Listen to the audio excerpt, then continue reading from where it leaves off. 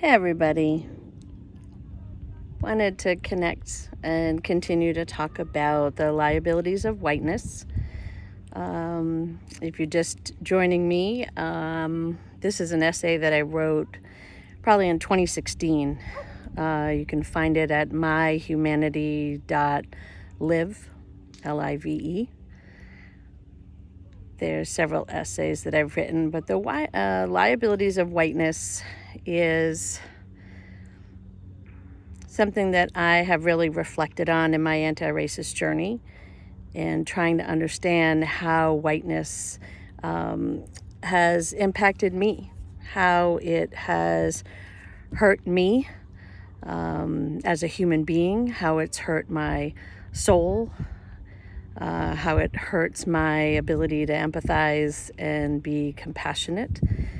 And I think it's vital if we as white people are really trying to dig a little bit deeper into white supremacy, into whiteness and the culture that we have been brought up in this country.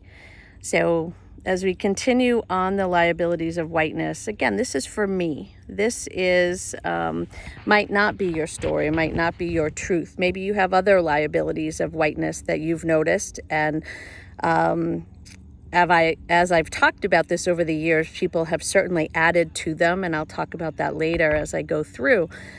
So if you have any liabilities of whiteness that you notice, please add them. Because I would love to talk about them myself, how I might have also been impacted on them. So the liability of whiteness that I talked about before was whiteness allows us to believe things that are not real. So conversely, whiteness allows us white people, and again me specifically, to believe things that to not believe things that are real.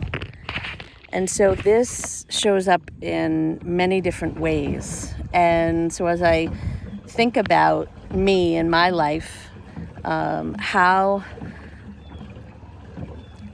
I walk the world as a white person and not being able to believe things that are real around racism, around white supremacy, even that word or understanding that I could even believe, right? That I would think that I was better than someone else, right? That I couldn't believe that I might think like that, right? So I had to dig deep and realize that I did, and work on that every day. An instance that happened to me one time,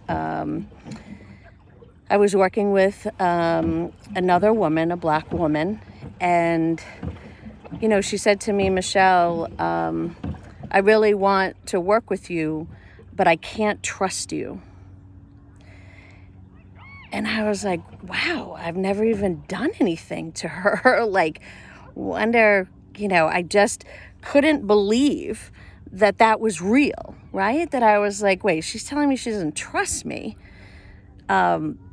And it just, I, again, immediately self-absorbed that, right? That not thinking, again, about my whiteness and how I walk the world in this culture, but immediately thought about myself as an individual, like, oh my goodness, I'm, wow, I feel like I'm really trustworthy. Like, I'm such a nice person. Like, and here she is sharing her truth and saying, I want to work with you, but I want you to understand that I can't trust you. And so I had to really reflect on that, as my first initial feeling was to deflect, to deny it, to not believe that could be real, that there must be something that she just didn't understand. But it was me. It was me. I didn't understand. And I wasn't at a point that I could understand something that was real. And if I think about and learn about and really be truthful about the history specifically of white women and black women in this country over the last 400 years, 100%. I honestly, how can Black women trust white women? Seriously. I mean, we have to be honest about us as a group, as white women. We aren't even trustworthy to people, to other white women. So to understand that reality and be in connection, to work with Black women, to be in positions, again, to work together.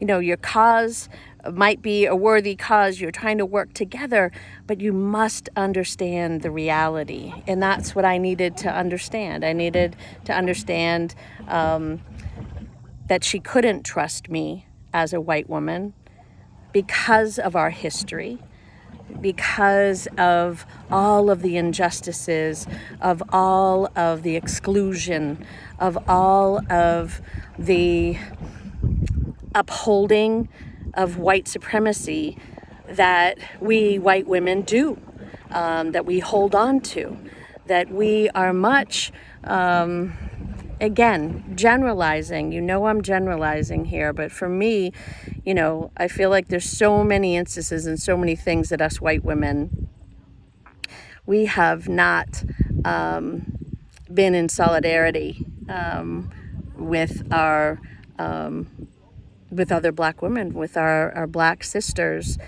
We are all one family, and we certainly have a lot more in common with the billions of women, how we show up on this planet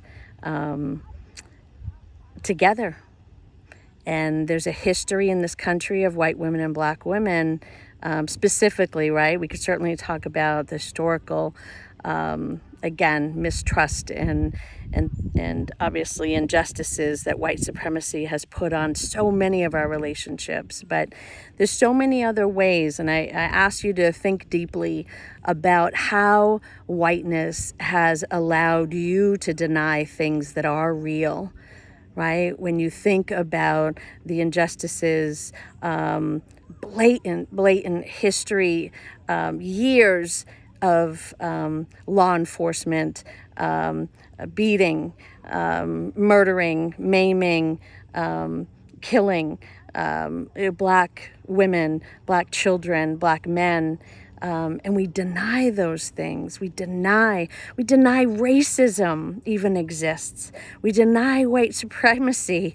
These are real things that are certainly affecting so many people. And it might be something that, again, we don't see because it doesn't impact us in that same way. But I do want you to see it does impact you.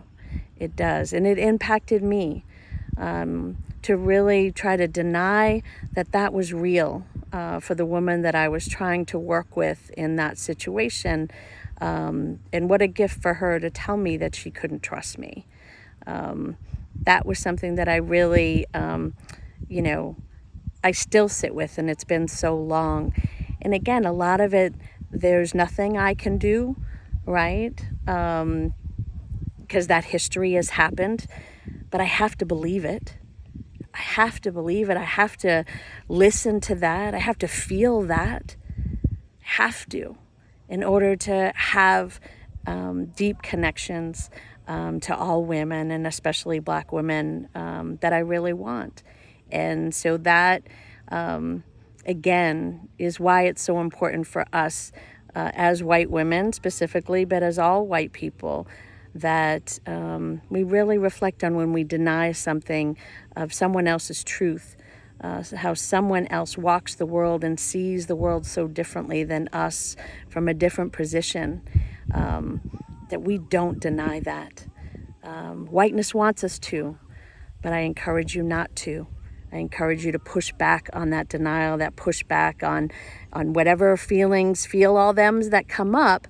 But at the end of the day, this isn't about you, right? This is about striving to have a